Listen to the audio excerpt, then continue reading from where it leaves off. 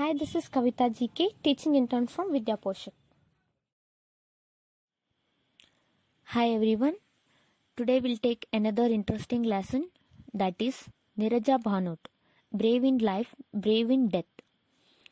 As usual, before we are going to start the lesson, we'll have a pre-activity. In this, I'm going to show you a picture of a person and you all can try to find out the person. Okay, let us see the picture.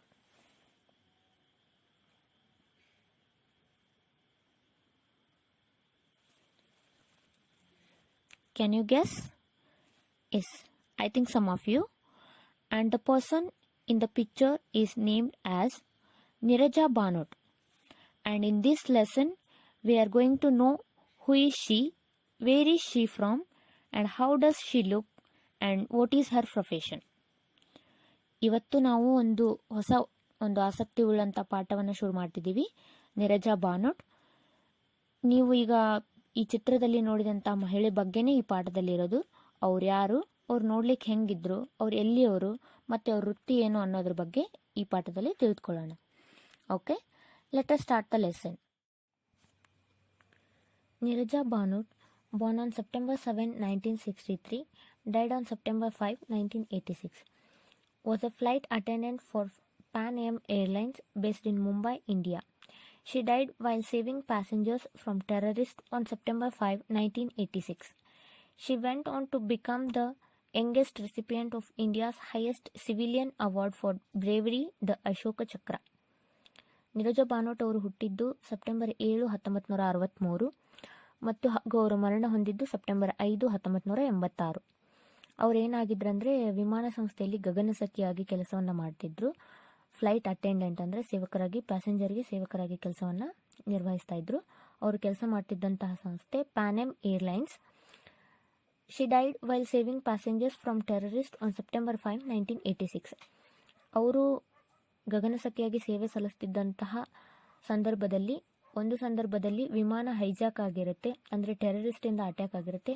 ಆ ಸಮಯದಲ್ಲಿ ಪ್ಯಾಸೆಂಜರ್ನ ಅದರಿಂದ ಬಿಡಿಸುವಂತಹ ಸಂದರ್ಭದಲ್ಲಿ ಅವರು September 5, 1986ರಲ್ಲಿ ಮರಣವನ್ನ ಹೊಂದ್ತಾರೆ, ತಮ್ಮ ಪ್ರಾಣವನ್ನು ತ್ಯಜಿಸ್ತಾರೆ. ಅವರಿಗೆ ಭಾರತದ ಅತ್ಯಂತ ಧೈರ್ಯ ಮತ್ತು ಸಾಹಸಕ್ಕೆ ಕೊಡುವಂತಹ ಪ್ರಶಸ್ತಿಯಾದಂತಹ ಅಶೋಕ ಚಕ್ರ ಪ್ರಶಸ್ತಿಯನ್ನ ಇವರು ಅತ್ಯಂತ ಚಿಕ್ಕ ವಯಸ್ಸಿನಲ್ಲಿ ಪಡೆದವರಲ್ಲಿ ಒಬ್ಬರಾಗಿರ್ತಾರೆ.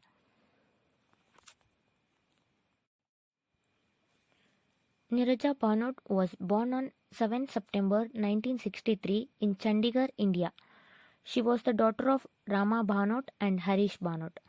A Mumbai-based journalist, she was an alumna of Scared Heart Senior Secondary School, Chandigarh, Bombay Scottish School and Xavier's College, Mumbai.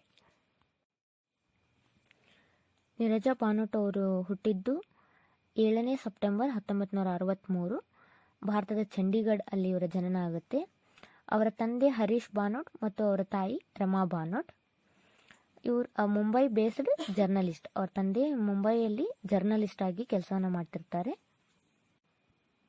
ಮುಂಬೈಯಲ್ಲಿ ಅವ್ರ ತಂದೆ ಪತ್ರಕರ್ತರಾಗಿ ಕೆಲಸವನ್ನ ಮಾಡ್ತಿರ್ತಾರೆ. She was an alumna of Sacred Heart Senior Secondary School, Chandigarh, Bombay Scottish School and ಝೈವಿಸ್ College, Mumbai. ಅವರು ಓದಿದ್ದು ಎಲ್ಲಿ ಅಂದ್ರೆ Sacred Heart Senior Secondary School ಚಂಡೀಗಢಲ್ಲಿ ಆ ಸ್ಕೂಲಲ್ಲಿ ಕಲ್ತಾರೆ.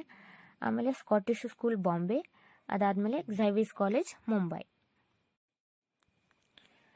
Neeraja Bhanot joined Pan Am Airlines in 1986. She was the senior flight purser on the ill-fated Pan Am Flight 73. This flight was hijacked by 4 heavily armed terrorists after it landed in Karachi at 5 a.m. from Mumbai. PA-73 was en route to Frankfurt and onward to New York City. Neeraja alerted the cockpit crew about the hijack.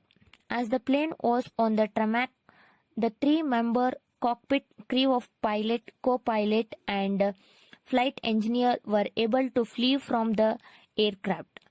Neeraja, being the most senior cabin crew member on board, took charge. Neeraja Bhanot ಅವರು PAN aim airlines ಅಲ್ಲಿ ಸೇವೆಗೆ ಸೇರಿದ್ದು 1986ರಲ್ಲಿ. She was the senior flight pursuer on the ill-fated Pan Am Flight 73.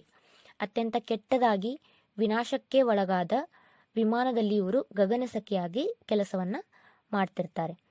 This flight was hijacked by 4 heavily armed terrorist after it landed in Karachi at 5 AM from Mumbai. ಏನಾಗಿತ್ತಂದರೆ 1986ರಲ್ಲಿ ಆ ವಿಮಾನ ಅವರಿದ್ದಂಥ flight Pan AM flight 73 ಆ ವಿಮಾನ hijack ಮಾಡಲಾಗ್ತದೆ, ಅಂದರೆ ವಿಮಾನ ಅಪಹರಣ ಆಗುತ್ತೆ. ಬೈ 4 ಹೆವಿಲಿ ಆರ್ಮ್ಡ್ ಟೆರರಿಸ್ಟ್, ಅದನ್ನು ಅಟ್ಯಾಕ್ ಮಾಡಿದಂಥ ಟೆರರಿಸ್ಟ್ ಕೂಡ ಬಹಳ ಸದೃಢವಾಗಿರ್ತಾರೆ. ಅದು ಯಾವಾಗ ಅಂದ್ರೆ after it landed in Karachi, ಬೆಳಗಿನ ಜಾವ 5 ಗಂಟೆಗೆ ಅದು ಕರಾಚಿ ಲ್ಯಾಂಡ್ ಆದಾಗ, ಮುಂಬೈಯಿಂದ ಕರಾಚಿಗೆ ಲ್ಯಾಂಡ್ ಆದಾಗ ವಿಮಾನ ಅಪಹರಣ ಉಂಟಾಗಿರ್ತದೆ. Pan AM 73 was en route to Frankfurt and onward to New York city.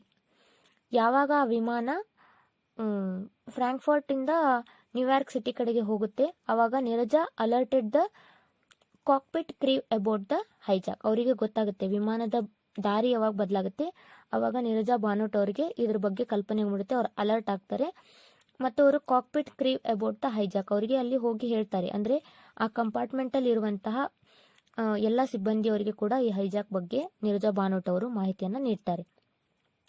As the plane was on the tarmac, ಯಾವಾಗ ವಿಮಾನ ಓಡ್ತಾ ಇರುತ್ತೆ ಅದೇ ಸಂದರ್ಭದಲ್ಲಿ the 3 members cockpit crew of pilot, co-pilot and the flight engineer were able to flee from the aircraft. ಅದು ಚಲಿಸ್ತಿರುವಂಥ ಸಂದರ್ಭದಲ್ಲೇ ಕೂಡ ಅವ್ರು 3 ಜನ ಕೂಡ, ಒಬ್ಬರು ಕಾಕ್ಪಿಟ್ ಕ್ರೀವ್ ಆಫ್ ಪೈಲಟ್ ಒಬ್ಬರು, ಮತ್ತು ಕೋ-ಪೈಲಟ್ ಒಬ್ಬರು, ಮತ್ತು ಫ್ಲೈಟ್ ಎಂಜಿನಿಯರ್ ಒಬ್ಬರು, 3 ಜನ ಕೂಡ ಆ ವಿಮಾನದಿಂದ ಹಾರ್ಕೊಂಡ್ಬಿಡ್ತಾರೆ. ನೀರಜಾ ಒಬ್ಬರೇ ಅಲ್ಲಿ ಸೀನಿಯರ್ ಕ್ಯಾಬಿನ್ ಕ್ರೀವ್ ಮೆಂಬರ್ ಆಗಿ ಅದ ಜವಾಬ್ದಾರಿಯನ್ನು ತಗೊಂಡು ಅವರೊಬ್ಬರು ಮಾತ್ರ ಅಲ್ಲಿ ನಿಂತ್ಕೋತಾರೆ. The hijackers immediately shot dead the passengers who identified himself to the terrorist as an American. The terrorist wanted to identify the Americans, so they instructed Neeraja to collect the passports of all the passengers. Neeraja and the other attendants under her charge hid the passports of the 40 Americans on board. The hijackers immediately shot dead the passenger. ಆ hijackers ವಿಮಾನ ಅಪಹರಣ ಮಾಡಿದಂಥ ಸಮಯದಲ್ಲಿ ಪ್ರಯಾಣಿಕರನ್ನು shoot ಮಾಡಿ ಸಾಯಿಸುವಂಥ ಪ್ರಯತ್ನವನ್ನು ಮಾಡ್ತಿರ್ತಾರೆ. ಅವ್ರ ಕಣ್ಣಿಗೆ ಯಾರು ಅಮೇರಿಕನ್ಸ್ ಥರ ಕಾಣ್ತಾರೆ ಆ ಎಲ್ಲ ಪ್ರಯಾಣಿಕರನ್ನು ಕೂಡ ಅವರು ಕೊಲ್ತಾ ಹೋಗ್ತಾರೆ. ಆದರೆ ಅವರಿಗೆ ಇದರಲ್ಲಿ ಆ ವಿಮಾನದಲ್ಲಿ ಇದ್ದಂಥವರಲ್ಲಿ ಯಾರು ಅಮೇರಿಕನ್ಸು ಅಂತ ಗುರುತಿಸ್ಲಿಕ್ಕೆ ಸ್ವಲ್ಪ ಕಷ್ಟ ಆಗುತ್ತೆ. ಅದಕ್ಕೆ ಅವರು ಆ ವಿಮಾನದಲ್ಲಿ ಇದ್ದಂತಹ ನೀರಜಾ ಬಾನೋಟ್ ಅವ್ರಿಗೆ ಮತ್ತು ಇತರೆ ಅವರ ಗಗನಸಖಿಯರಿಗೆ ಅವರು ಒಂದು ಸೂಚನೆಯನ್ನು ಮಾಡ್ತಾರೆ. ಎಲ್ಲ ಆ ವಿಮಾನದಲ್ಲಿ ಚಲಿಸುತ್ತಿರುವಂತಹ ಎಲ್ಲ ಅಮೇರಿಕನ್ಸ್ದು ಪಾಸ್ಪೋರ್ಟನ್ನು ಕಲೆಕ್ಟ್ ಮಾಡ್ರಿ ಅನ್ನುವಂತಹ ಸೂಚನೆಯನ್ನು ಕೊಡ್ತಾರೆ. ಆದರೆ ನೀರಜಾ ಬಾನೋಟು ಮತ್ತು ಬೇರೆ ಅಟೆಂಡರ್ಸ್ ಯಾರು ಅವ್ರ ಕೈ ಕೆಳಗಡೆ, ಅವ್ರ ಚಾರ್ಜ್ ಕೆಳಗಡೆ ಕೆಲಸ ಮಾಡ್ತಿದ್ರು, ಅವರೆಲ್ಲ ಕೂಡ 40 ಜನ ಅಮೇರಿಕನ್ಸ್ದು ಪಾಸ್ಪೋರ್ಟನ್ನು ಅವರು ಮುಚ್ಚಿಡ್ತಾರೆ ಅವರಿಂದ ಕಾಪಾಡಲಿಕ್ಕೋಸ್ಕರ. After 17 hours, the hijackers opened fire and set off explosives. Neeraja opened the emergency door and helped a number of passengers to escape. She did not herself escape. She died while shielding 3 children from a hail of bullets. Neeraja was recognized internationally as the heroine of the hijack. She is the youngest recipient of the Ashoka Chakra, India's highest civilian award for bravery.